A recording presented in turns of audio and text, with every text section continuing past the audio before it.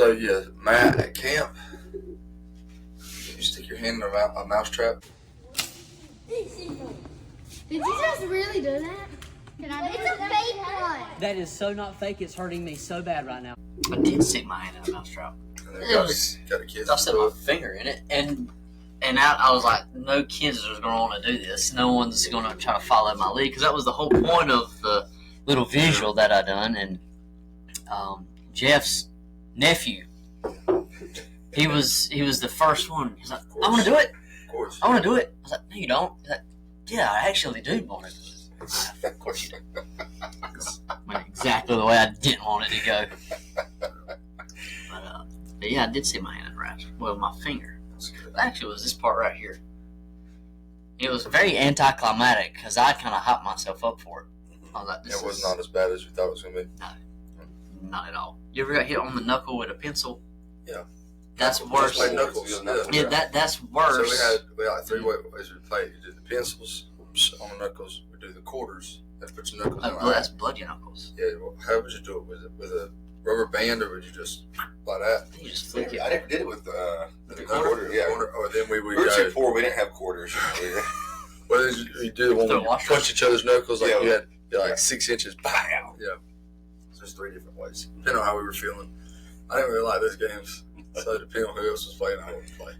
Yeah, Some people get too aggressive. Some people have really big fists, really hard hands.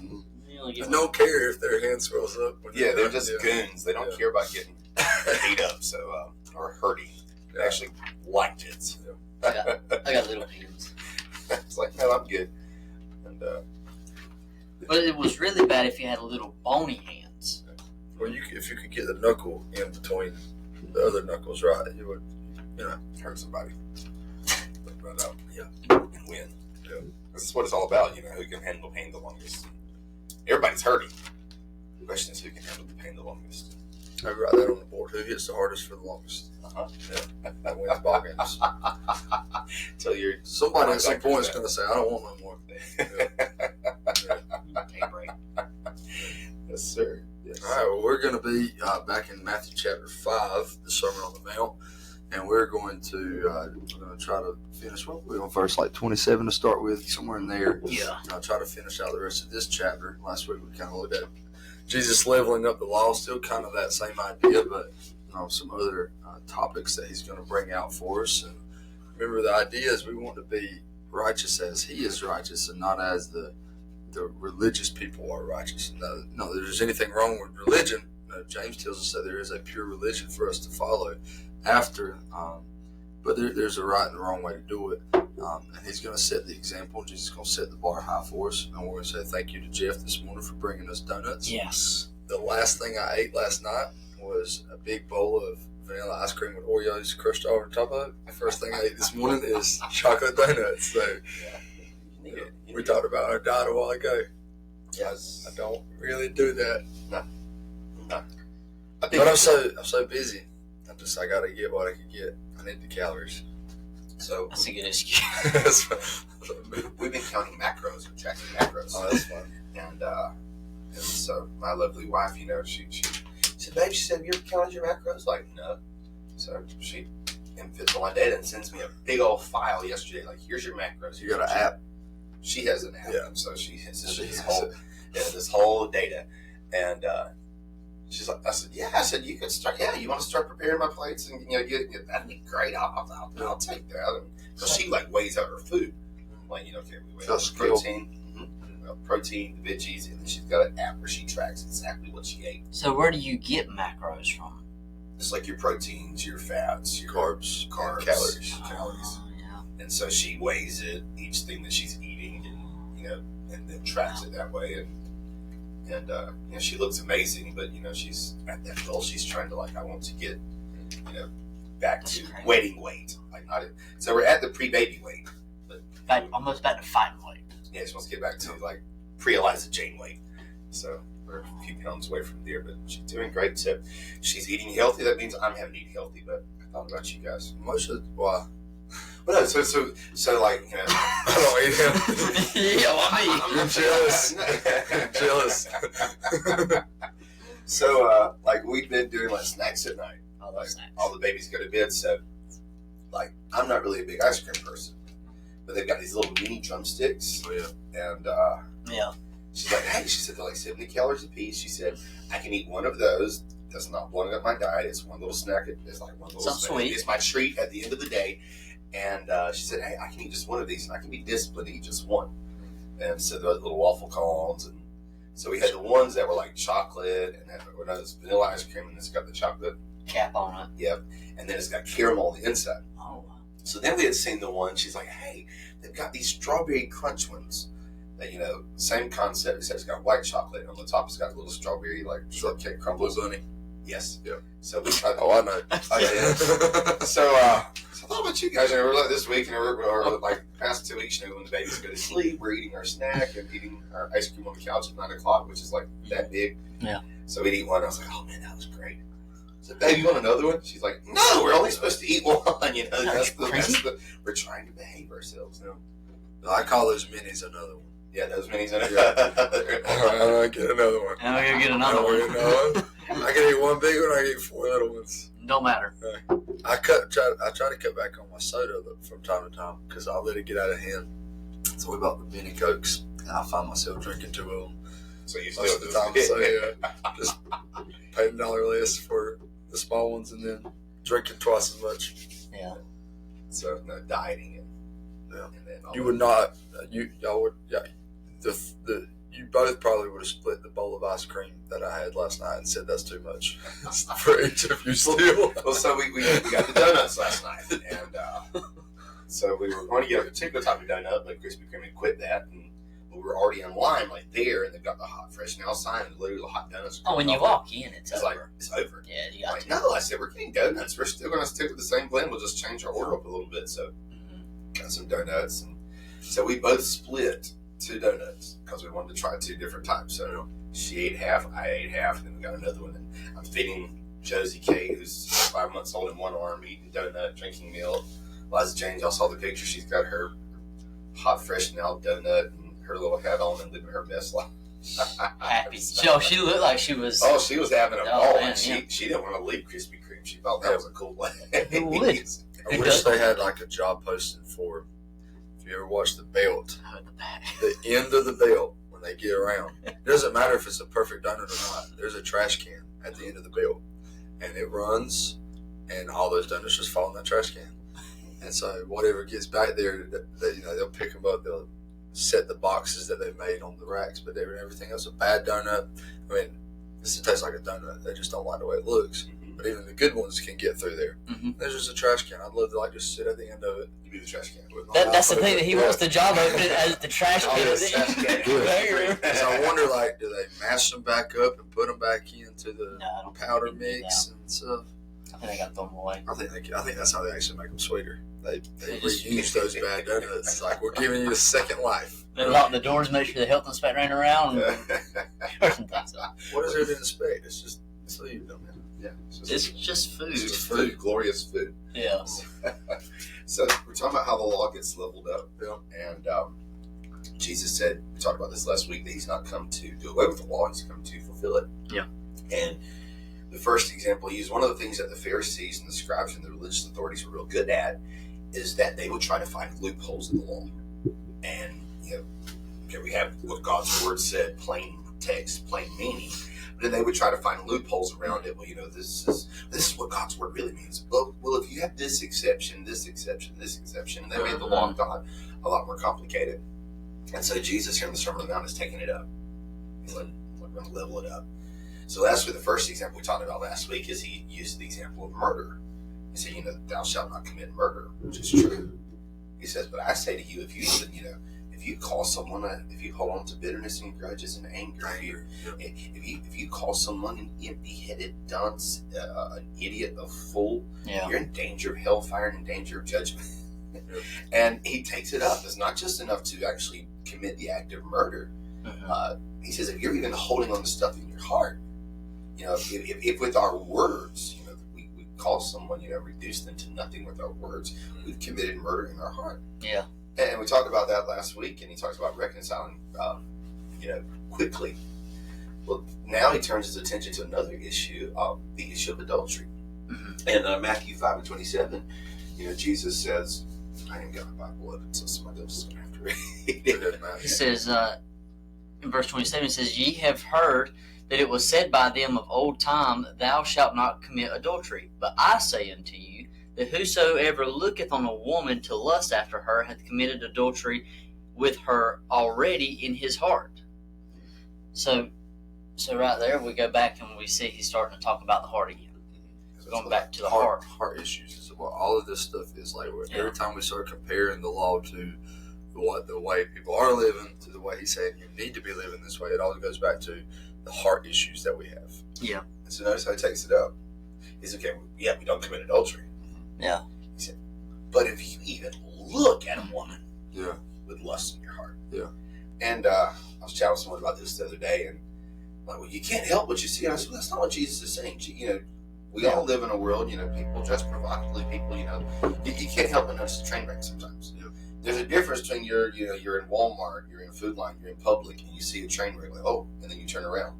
That's one thing. And you decide to be the investigator of that train wreck. Yes, there's a big difference between you noticing a train wreck and then slowing down and that's the difference. Investigating. And investigating the train wreck. There's a big difference, and it goes back to the heart. He says, but if you even look at a woman with lust, that look where you are planning and scheming in your mind what I would do, what they could do, and he's in you, because you've reduced that individual to nothing more than a fix for your, or scratching an itch for your sexual desires. And that's the heart issue.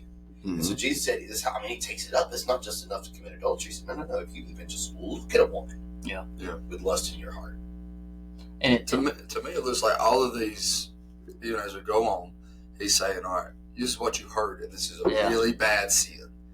But I'm telling you, even this, what we would say is minor underneath it, something that's lesser. Okay, so we don't want to murder anybody. Everybody would say that's a bad thing.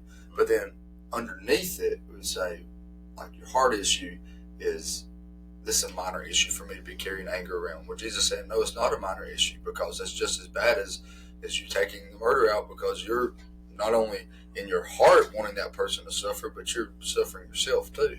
And by calling them the names like Rocco, you dunce, fool, question. Yeah, brainless. You're reducing them to nothing, which is what murder is. Murder is like this. The mob used to talk about eliminating. I mean, it's the if you ever see mafia movies, like so and so sleeping with the fishes, or they were eliminated. He said, by your words, you are reducing them to nothing. And then in the lust issue, he's like, because it's not just committing adultery, the act of it, by that look where you have done it in your mind already. He said, that's a big problem in our culture, is the easy access to pornography, those types of material where you're not in the act, but you're wanting to be in the act, right? And that's what this is. It's like you're looking at that woman with lust, and it says you've done the adultery. What everybody else is, the one that's actually doing it, you're just as bad as them. You haven't physically touched anyone, but your heart's already gone there. Well, and you've gone there with your looks. You've gone there with your imagination.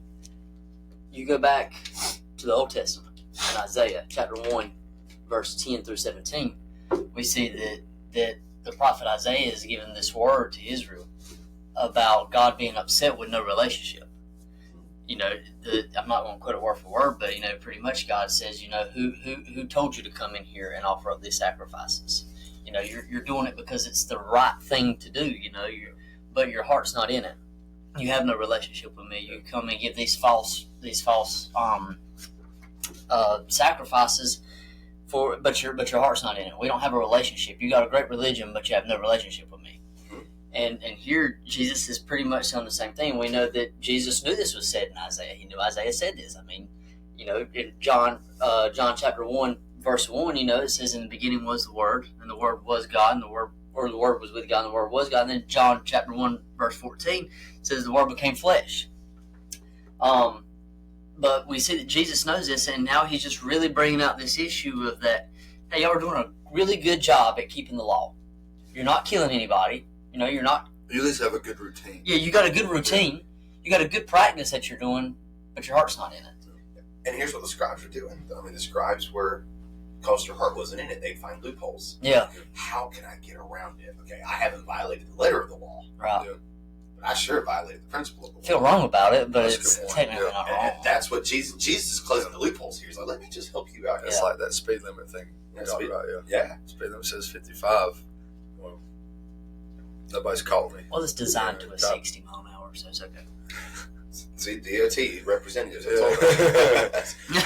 The And, DOT representative said I could speak. So we're talking about, Colin mentioned a second ago, sexual immorality being so prevalent, like, pornography being so prevalent. The most popular websites are pornographic websites by and far. Yeah. So, You look at our commercials. You can't watch TV without those appeal commercial coming on for Cheeseburgers. and- yes, I mean, Yeah. sex sells. Sex, Sex- for all that.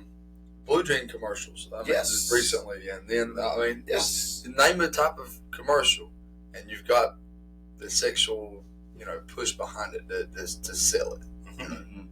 And there is a movie that's going to be coming out probably around Valentine's Day, and it's an old novel. But anyway, just the ad. I'm like, my God! You'd think if you weren't in the room with me and you just heard that, you would think I was watching a pornographic film or something. Like, what in the world?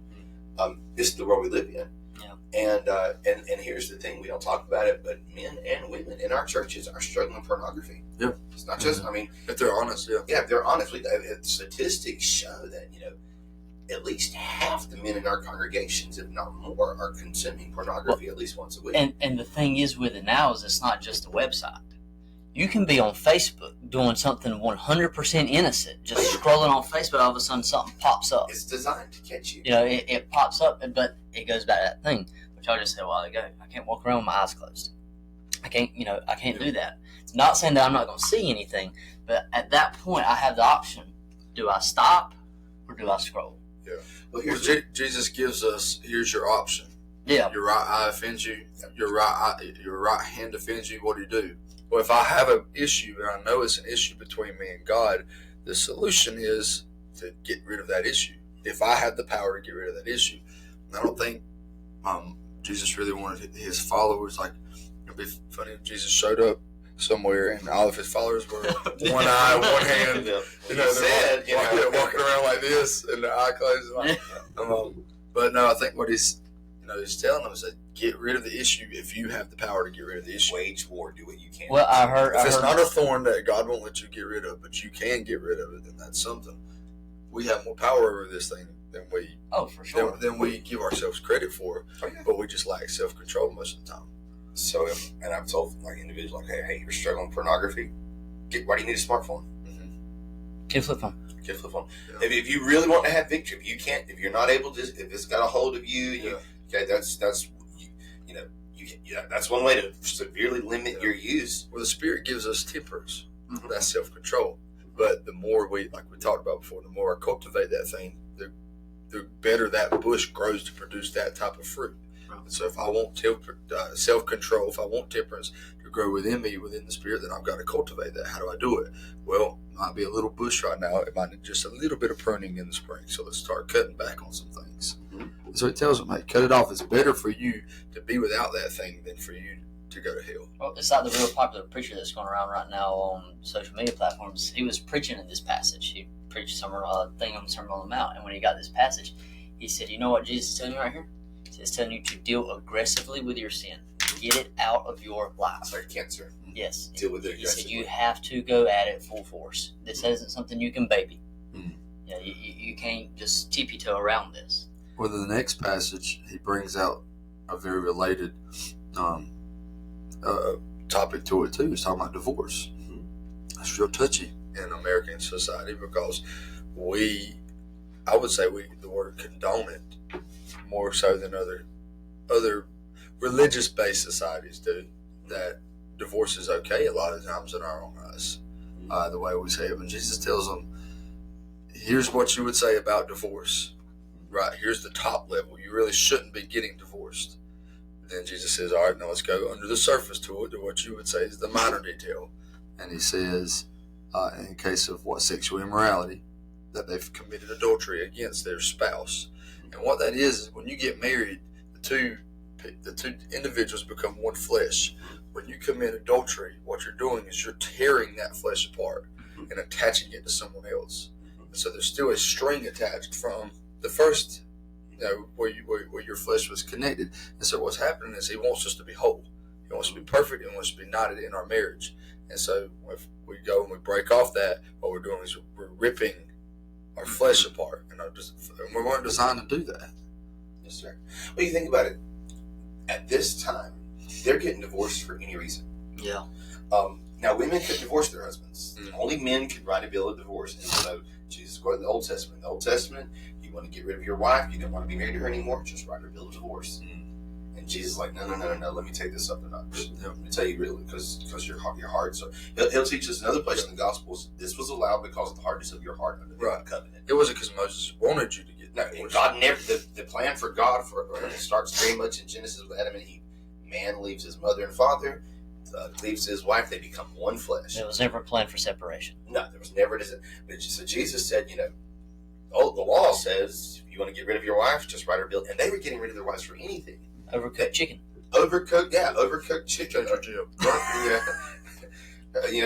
She's 50 years old now, and she's given me 10 kids. And you know what? She's not as shapely as she was 30 years ago when we first got married, divorced. And so you got all. And they had all these different rules for that allow for divorce. And Jesus said, no, there's only one thing I'm going to allow. That's sexual immorality. And that is the law telling them. Because Jesus is the law. He fulfilled the law. He is that. And he says, here is not a loophole, but here's what I'm telling you is the actual only way. This is the circumstance. Yes, the law, I'm telling you this is the only way. Yeah. And that doesn't mean that it's necessary. No, the goal if you can forgive. If you can be reconciled, the goal is always reconciliation if there is a fault in the marriage. But she said, other than that, this thing is till death do you part. Yeah. And then again, he takes it up. He levels it up. Well, I think it's, we might have even mentioned this in our first episode, till death do us part. You look at most people's wedding vows. They're not actually wedding vows. A vow is a promise. When you say, yes, I promise to be with you for better or worse, thick or thin, till death do us part. And most people, they don't do that. They're just like, I can't believe the day that I fell in love with you and that God blessed me with you. That's not a vow. That's not a promise. That's a story. That's a story. Well, I did that, but then I did wrap up at the end and put the vows in there. Yeah. Well, you have that. I'm saying that was in there. Some people skip that altogether. I promise, no matter what, that we're going to be together. Yep. Until death. We mean this until death. We have a phrase at our house: the D word is not on the table. Yeah. Death. Of course. I think the Bible says that it's appointed once. Yeah, the D word, the divorce word, is not on the table.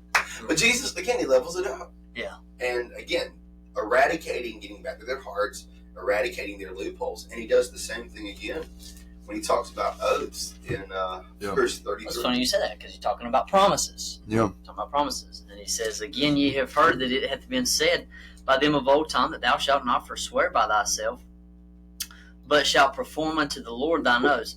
But I say unto you, swear not at all, neither by heaven, for it is God's throne, nor by earth, for it is his footstool, neither by Jerusalem, for it is the city of the great king, and neither shalt thou swear by thy head, because thou canst not make one hair white or black. So he tells you right there, he says, you better watch what you're saying. Yeah. And I think that's a problem that we overlook. Well, this doesn't get talked about right here a lot to me. This goes back to trust issues. Yeah. And I have players do me like this sometimes, and this was on my desk the other day. My other Bible was on my desk at school when the class come in for film, and I had it underlined where the next sentence where he stops, where he says, "Let your yea be yea, and your nay be nay." And this version says, "Yes" means yes, and your no means no. Uh-huh. And the kids will ask me sometimes, and it's like they ask me the same thing over and over again. It's like they didn't believe me the first time I said it, because they have trust issues with either adults in their lives or siblings or their friends where they've been hurt, so they don't trust people's word. And I look at them and say, "What did I say?" They said, "Well, promise me, coach." I said, "Promise me." I said, "No, I'm not going to promise. Tell you this. If I tell you something, that's what I mean. If I say yes, I mean yes. If I say no, I'm going to mean no." Yeah. And so that's what Jesus wants. Be straightforward with what you mean. And here's what they would do. They would, their whole oaths, because they made vows, they made promises. Well, they would come up with all these elaborate ways to be able to get around keeping their word.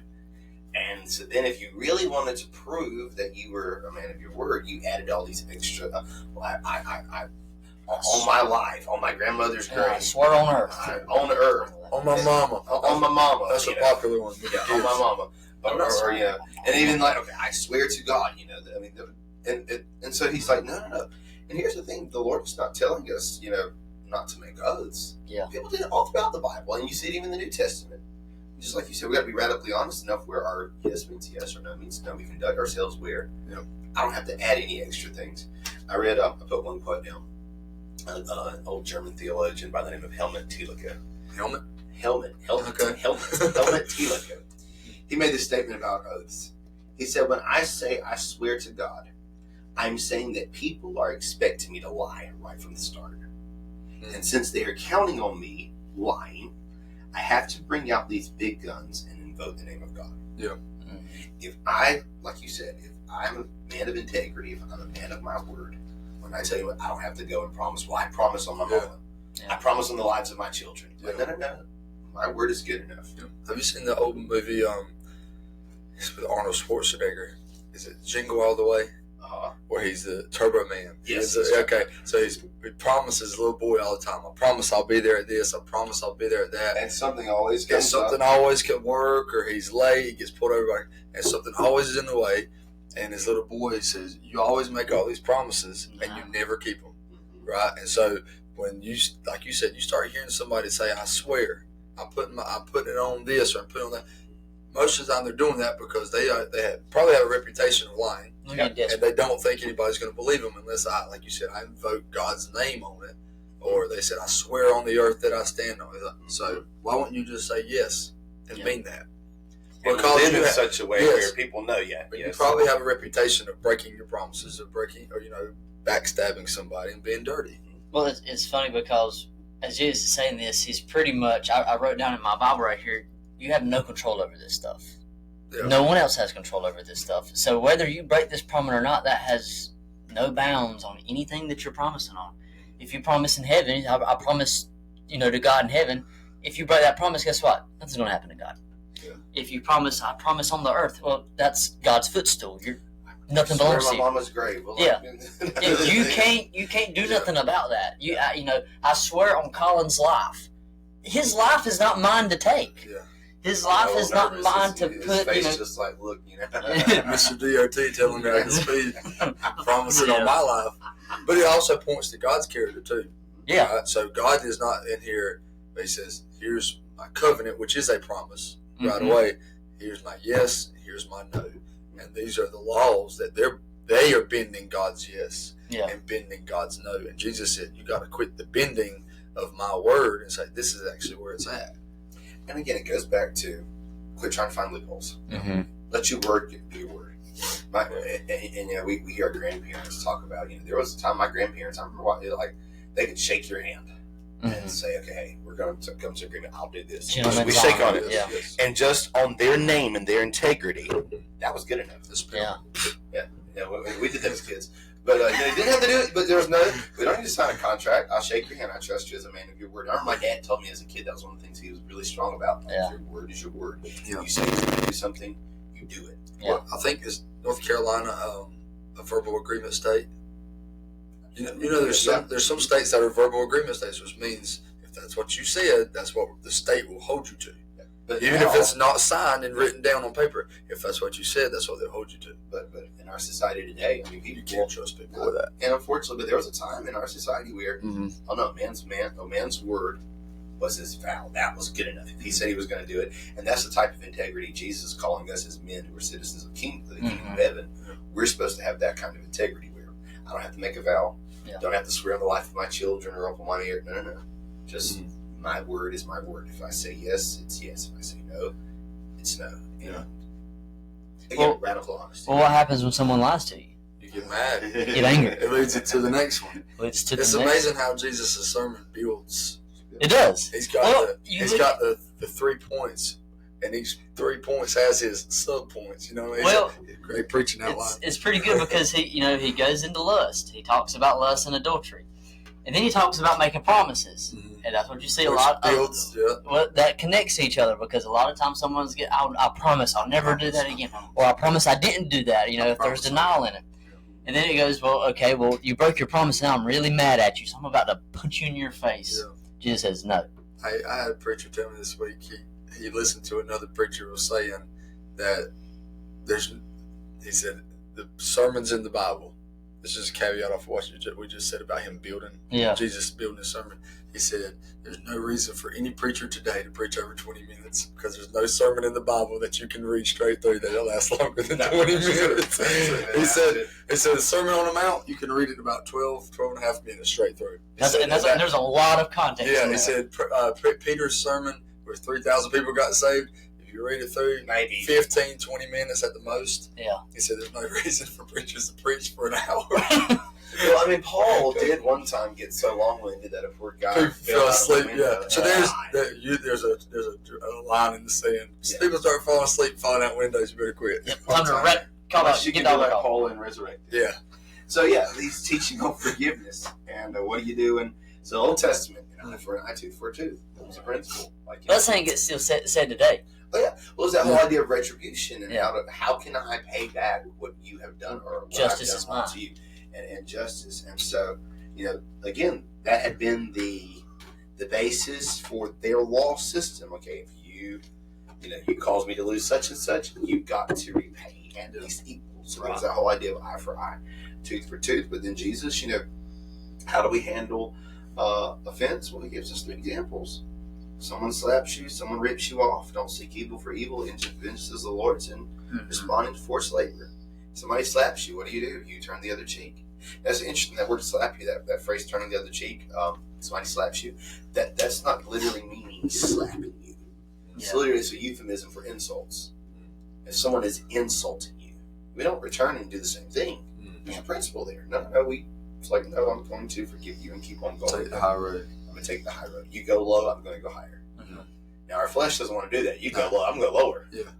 That's what we teach in football. The low man wins. And we take that in our culture too. Is if you're dirty, I got to get dirtier to beat you. Well, here's the thing though: who wins a who wins a mud wrestling match with a pig? I mean, you're asking me like. You might take the pig out. Question. You might take the pig out. You might win, but really, you're now covered in mud and muck and dirt. Yeah. Did you really win? The pig loves that stuff. And you're in his environment, and that can be tough. Oh, yeah. When someone's done you wrong and ripped you off and they cheated you in business, okay, we don't seek evil for evil. Vengeance is the Lord's. Yeah. And don't be so, like he goes on at the very end, it talks about giving to those that ask of you, don't turn them away when they need to borrow something. He's saying don't be so hurt by people and offended by people that you're not willing to still help others. Yeah. Because Jesus, if we're honest, God really could have said, I'm, like you said in Isaiah a while ago, said, I'm so offended by you, I don't want nothing to do with you anymore. And he has that right, and he did it with Noah in his generation. He said, I'm so offended by these people, I don't want nothing to do with them anymore. And he washed his hands clean and he flooded the earth. But he's saying, your character is forgiveness, just as mine was. He could have wiped Noah's family out if he really wanted to. Yeah. But he said, because there was grace there. So he said, you can't be so offended and so hurt by other people that you're so unwilling to give grace as you've received it. Well, and it's not just, give back to equal. He says, give more. Yeah. In verse 41, it says, whosoever shall compel thee to go a mile, he says, go with them twain, go 2 miles. Yeah. And then in verse 40, he says that if a man will sue thee at the law and take your coat, let him have your cloak as well. Give him that. And then it says in verse 42, like you just said, if he has to borrow you something, don't turn him away. Give it to him. And we see all this stuff, and in every bit of this, it's a reflection of who Christ was. And as we get down towards the end of chapter 5 here in verse 43 through 48, it goes into the love of your enemies, right? Verse 43, he says that you have heard that it hath been said that thou shalt love thy neighbor and hate thine enemy. But I say unto you, love your enemies. Bless them that curse you. Do good to them that hate you. And pray for them which despitefully use you and persecute you. right there, you could give that verse right there, and you can preach on that Sunday just that verse alone.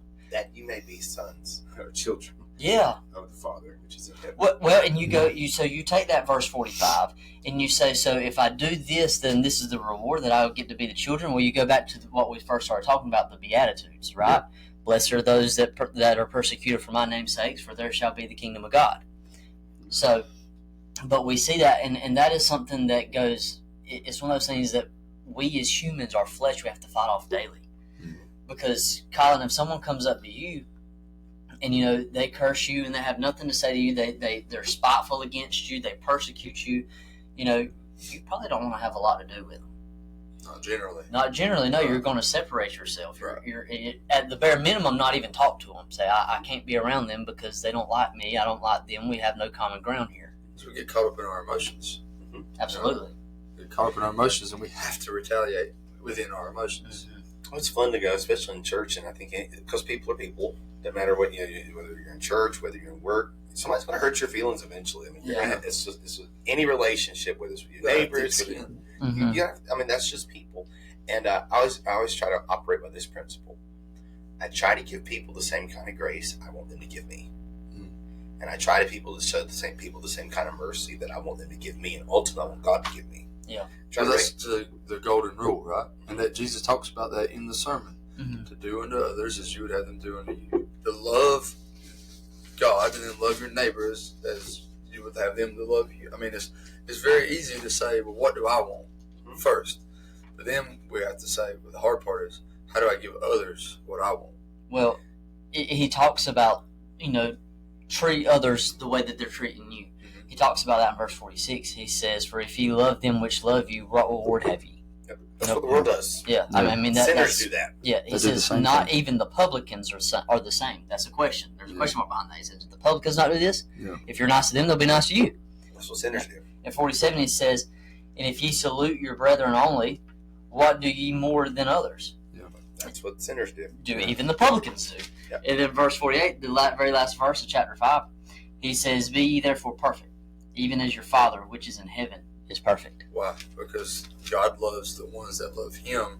He also loves the ones that don't love Him. Yeah. He loves those that hate Him. He loves those that are against Him. He loves those that break all His law. And that's why the law came to tell them this is how you ought to be living. And this is the thing, too. And I think that this relates a lot with what we have going on in the world around us today. Last week, everyone's probably heard about the assassination of Charlie Kirk. The martyrdom of Charlie Kirk. Whether you agree with everything he said politically, he stood up for his Christian beliefs and professed that. Political beliefs. He stood on it, and it is what it was. But I seen this post that said that as Christians that we have to get comfortable to swallow this pill. That if the man that shot Charlie Kirk and left his wife a widow and his kids fatherless now, that they have to grow up without him, that if he chose to repent, to ask God to forgive him, and that if Charlie's heart was right, like he proclaimed it to be, and he's in heaven, that when the murderer, the suspect, that whenever his time comes, that he'll be greeted in heaven by Charlie Kirk. We think about the Apostle Paul. I mean, that's the Christian faith. Him and Stephen.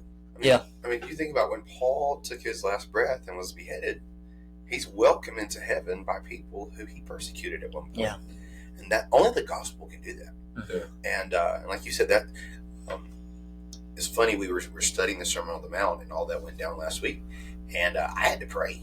Yeah. Because you saw the reaction. Like, okay, that's horrible enough, the murder. Yeah. But then, you see people's response. You see people online, their response. And I'd have people on social media, I'd read their response. People I know their response, who maybe because of politics, didn't bother them one bit that this had happened, almost celebrated it, right.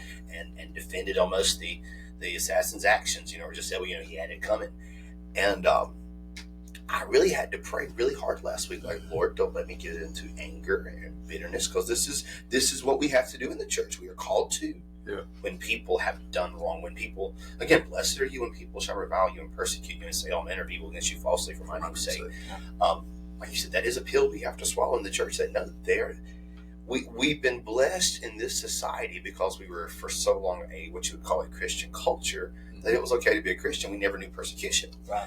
But we are now in a post-Christian society. We're in a post-Christian context. Getting farther and farther away. And, while there are great pockets of revival and God is moving and great things are happening, there's still the powerful forces and the powerful things or the society at large where almost Christianity, or let's just say Bible-believing Christianity that holds certain standards and certain values based on biblical principles, is looked down on and considered intolerant and bigoted. And, we have to be comfortable as Christians, like, okay, you know what? You don't have to like me because of what I believe. You don't have to, but I'm still going to love you. You can call me all types of names and allow me, if you sit down and have coffee with me, let's eat some donuts together, you'll find out I'm actually a really nice person. But like you said, we have to be comfortable practicing that when people have done us wrong, when society does us wrong. Yeah. No, I'm going to smile. I'm still going to show you the love of Jesus. I'm not going to give in to the feelings of bitterness or rage and anger and retaliation, because I really want to do that. Yeah. I mean, that's my natural inclination, is retaliate. You bring a knife to a fight, I'm going to bring a gun. I mean, I'm going to one-up you. And that's what Jesus is saying. We got to do away with all that. Yeah. Well, it's like you said, it's one of those things, because when I first heard the news that he got shot, not that he had died, it was like, wow, that's crazy. Yeah. And then you get the news over, he's dead. Yeah. And the first thing you want to do is get angry. Mm-hmm. That's the first thing. My first instinct was, wow, I'm really mad. And you even seen it, not just necessarily from people that agreed with him 100%, but just across the night. There was a lot of people, like you said, that were celebrating it. They were condoning it. Or saying, the guy had it coming because of what he said. Right. And like I said, it's sad that we've reached that place in our culture, because, there are a lot of people, I don't agree with their political views. Yeah. I think their views are horrible. I think that if we ever allowed their views to be enacted into law, it's the worst thing that ever happened to this country. But I will defend your right to be able to proclaim your views, because we have this thing called the First Amendment. Yeah. Same thing with freedom of religion. I believe Jesus is the only way to heaven. There's no other name given. Every other religion, according to Jesus, there's no other way to get to heaven. Right. You follow any other religion, you're not going to end up in heaven. Yeah. But I will defend, because we live in a free country, people's rights to practice under the law their religion. Mm-hmm. Because I believe truth wins in the end, and I think that in the marketplace of ideas, in the marketplace of religious philosophy, Jesus has got the best. And if we go out there and proclaim truth and proclaim Jesus, he draws people to himself. Yeah. Again, but there are people who don't want to do that. Yeah. There are people. There are people of, we have a couple of followers, but if people heard some of the world, if we ever went viral and people heard some of our conversations, they want to shut us down. Yeah. We're a bunch of bigoted rednecks from Columbus County, North Carolina. And all you've got to do is Google Columbus County. Yeah. There's a lot of stuff that comes up over the past few years because of political discourse that ain't that good. So, as Christians in our society, we better start practicing principles. Tell the truth, even if it offends. Well, the whole thing of chapter 5 that I've taken away from this study is Jesus goes in and he says, I haven't come to change the law. I haven't come to destroy the law. I'm coming to fulfill the law. And then he shows us how, because he said in almost every instance that he talks about, he says, you've heard what I say. So do what I say, and I'm going to give you power. Yeah. You can't do it on your own. Right. Yep. So, good stuff. Yep. Enjoyed it. So we appreciate you guys taking the time to be with us today. Like I said, in one of the later podcasts that we've done through chapter 5 here, Sermon on the Mount, search your heart. Jesus kind of gives it pretty indefinitely that's where a lot of these problems come from. It's the heart. It's the heart. Get your heart condition set up right, and you'll be set up right, and you can go out and spread that love and that joy that Jesus is teaching and preaching on in this passage here. So we love you guys. We thank y'all. Share, like, subscribe, tell a friend, share it with somebody, and help us spread this word. Help us spread the gospel out. So we love y'all. We thank you. Later.